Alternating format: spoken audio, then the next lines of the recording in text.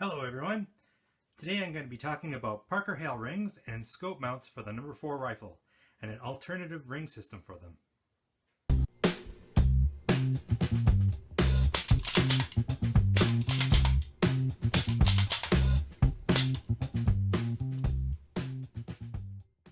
So Parker Hale was a fairly successful firearms manufacturer in the United Kingdom who made long arms for the military and for civilians.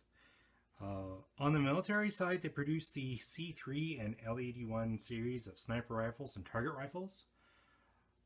They also made the 1200 series of rifles, which is basically a Mauser 98 action with some improvements, detachable magazine, that sort of thing, and various different target rifles and stuff.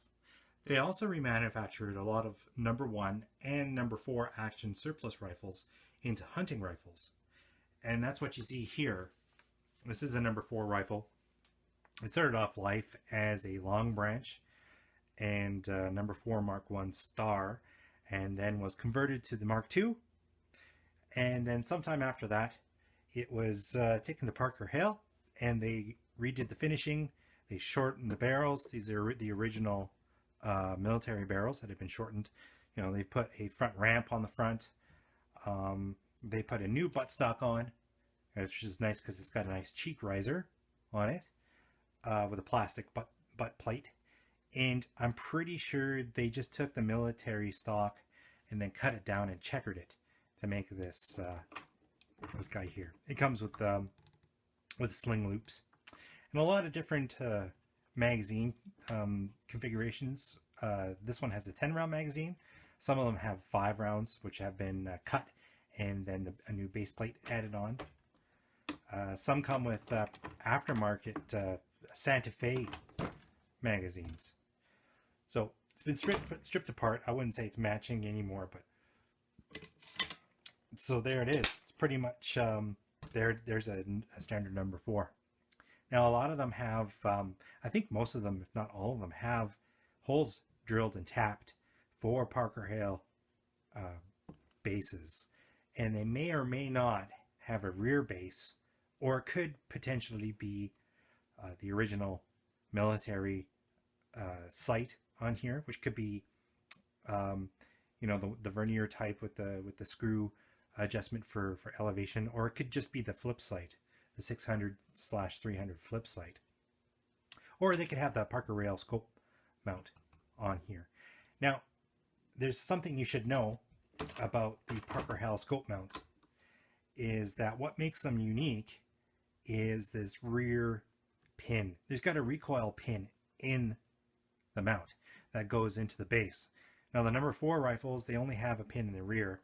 I'm not sure about the Mauser actioned rifles, whether or not there's a pin in the front base as well, but it's something you need to watch out for. The rest of it, it's pretty much a standard dovetail that you'd find on pretty much any scope mount and base system. But because of this pin, it really kind of screws things up, because it's the only thing that stops the scope from moving around. So if you put something that's not a Parker Hale ring onto this rifle, it will fit, but there's nothing stopping it from moving. So I'm not sure how many of these rifles are in the USA, but in Canada they're everywhere. Same thing with most Commonwealth countries like Australia, New Zealand. There's a bunch of these floating around all over the place. So they're pretty common around here. But unfortunately, Parker Hale hasn't existed for quite a few years. I think they were bought up by Midlands, and then they were sold to somebody else. And for a little while, they were doing air rifles, but they haven't really been making centerfire rifles for a long time. And I don't think they even really exist anymore. That means that the rings and the bases are getting extremely hard to find now, because they're not being made anymore, and they're expensive. Like, I think right now a set of Parker Hale rings that will fit this rifle are running like $125 or $135 used. So it's not like they're even new. And they're kind of they're old school. They're steel. You don't know what kind of condition they're in. People are not good with threads and screws, especially small threads and screws. Screw heads are going to be marred. It's $125 for that is pretty spendy for what you get. especially for like a low cost, $250 sporter. These will vary in cost anywhere from like $200 to $350 depending on the shape that it's in. So to stick a $150 pair of used rings onto a $250 rifle, I don't know. I don't think that's worthwhile. But there is an alternative on the market that you can use to mount a scope on your Parker Hale bases, on your rifle that's equipped with Parker Hale bases. There's a company called Sportsmatch, which is out of the UK, which of course makes a lot of sense. They primarily focus on air rifles, but they also make scope mounts for AR-15s and for certain centerfire rifles like CZs, Tikka, BSA, and Parker Hale, which is nice because these are brand new rings. The quality of their product is pretty good. I mean, they've been around since the 1970s. Sportsmatch, primarily, here's a sample of one, makes aluminum rings. I mean, they're pretty beefy. They got double screws everywhere for all their attachments. And they're good quality aluminum. The coating on it is good quality. And the screws and the tapping are all good quality. Like, I know I've heard that many Chinese manufacturers, their rings, I mean, if you tighten them down, it strips the threads. The threads are terrible on them. It could be the quality of the aluminum as well, but you don't have that problem with these. They're actually pretty good quality. You're not going to have a problem with stripping these things out unless you're a gorilla and you put like 300 foot-pounds of pressure on it. So they're pretty much online with most other competition, which is kind of nice. And on top of it, I don't know if you've noticed, but this is a 30mm ring. Now, the old school Parker Hale rings, most of them came in 1 inch for 1 inch scopes. So the 25mm. And there's also some oddball sizes for some oddball scopes, like for the Enforcer and that sort of stuff. But the 30mm rings, which they did do a small batch of, are extremely rare. I mean, if you can even find them, you're looking at like $250 for a used set of rings, which are questionable what kind of shape they're going to be in. And they're heavy steel and all that other kind of stuff. The bluing is going to be worn on them, blah, blah, blah. But you can get a pair of 30mm rings from Sportsmatch, brand new. And the cost on them is actually pretty decent. I ordered these from a fellow in the UK. He has an eBay page. That's where I ordered them from. And they cost $65. And he only charged me $10 for shipping. So all in, I mean, it was like $80 or $85 for this set of rings. That's pretty good. $85. I mean, you look at what the competition is. I mean, try to find a set of Leupold rings for that. And these ones fit Parker Hale bases.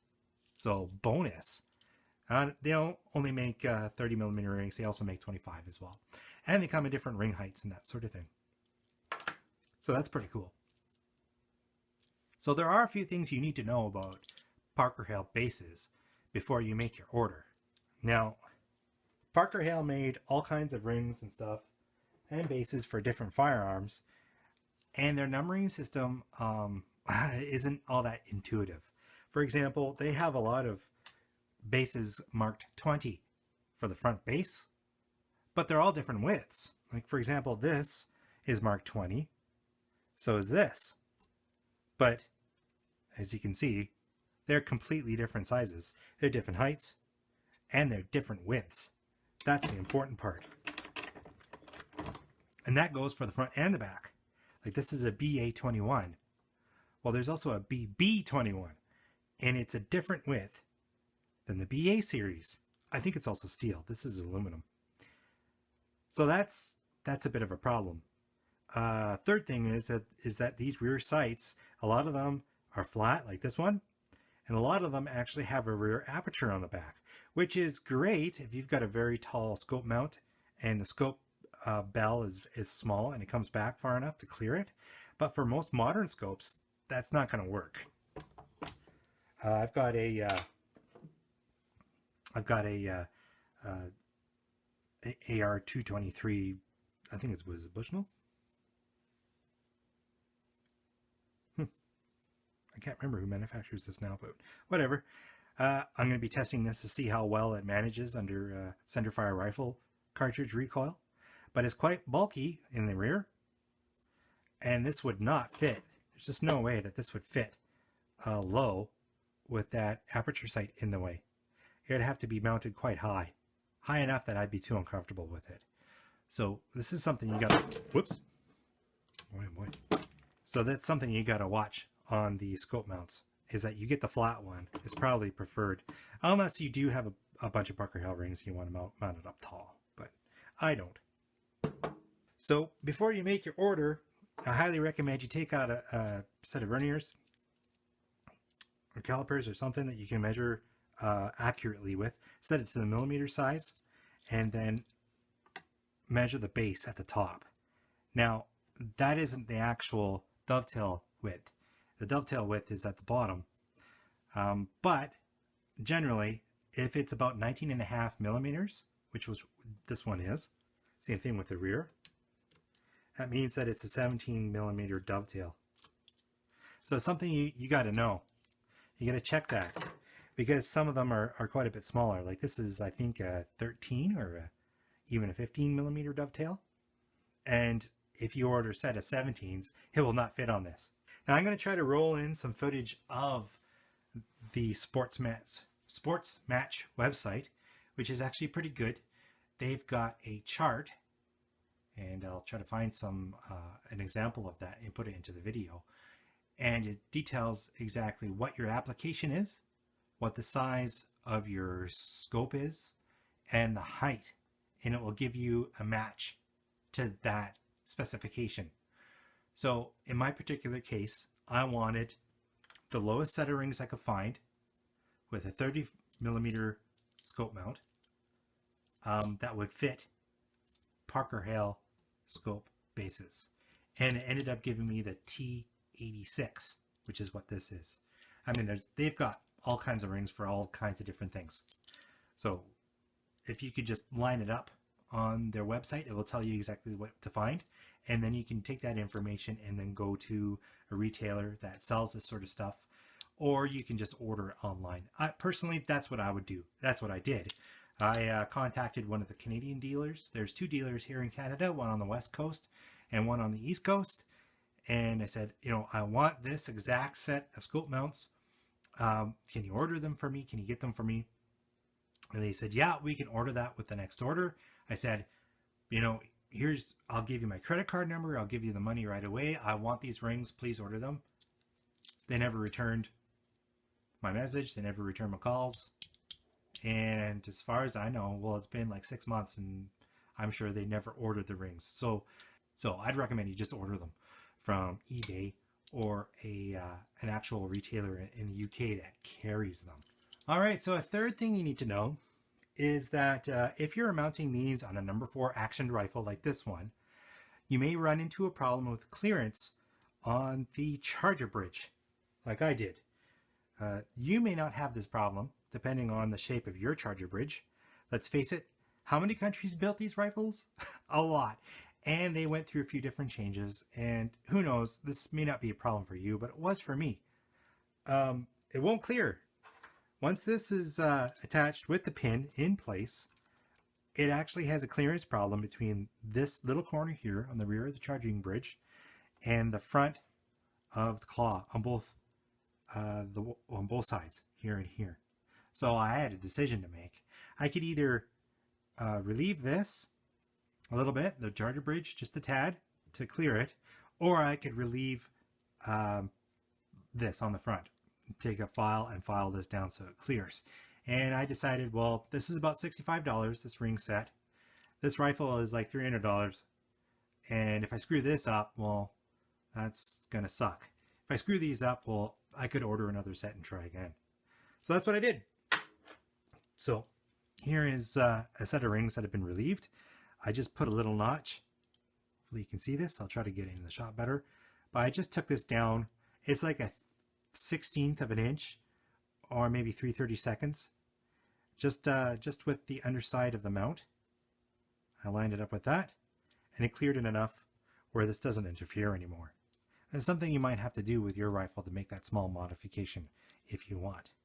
Now, it won't be a problem for a #1 rifle because the scope mounting system is a little different. It also won't be a problem for any of the Mauser actioned rifles because the scope bases are basically the same as this on the front and back. And here the rifle is fully assembled. Scope mount clearance is pretty good. It's just enough room here for the eyepiece to be able to rotate, be able to change it from 1 to 4 power. And there's plenty of clearance between the top of the bolt and the scope. You can see it in action here. There's at least, I don't know, maybe 5/8 of an inch between the top of the bolt and the underside of the scope. I mean, I can fit my finger right in there. That's pretty cool. And there's plenty of clearance to get in and around that scope. And look at all that clearance there. So I think the scope mount system and the rings are going to work rather well for this particular application. And they seem to fit pretty good. Claw mounts are on there nice and straight. Once I mounted the scope, you can really see it at 1 power, dial all the way down to 1 power, and the crosshairs are lined up with the central line of the barrel. So I think it's on there nice and straight. Everything's tightened down, and I think this is going to be a nice scope for this particular rifle. If it doesn't fall apart in testing, we'll see. We'll see if it can handle the recoil of a full power centerfire cartridge. But it's really difficult to find scopes that have adjustable turrets on them that are relatively inexpensive. So we'll see. But yeah, if you're interested in Parker Hale scope mounts, or you've got a rifle that's set up for them, I'd highly recommend getting yourself a set of these Sportsmatch rings and give her a try and see what happens. I mean, it'll be less than $100 to do the whole thing, so it's not too shabby. So thanks for watching. Have a good one, and I'll see you out on the range.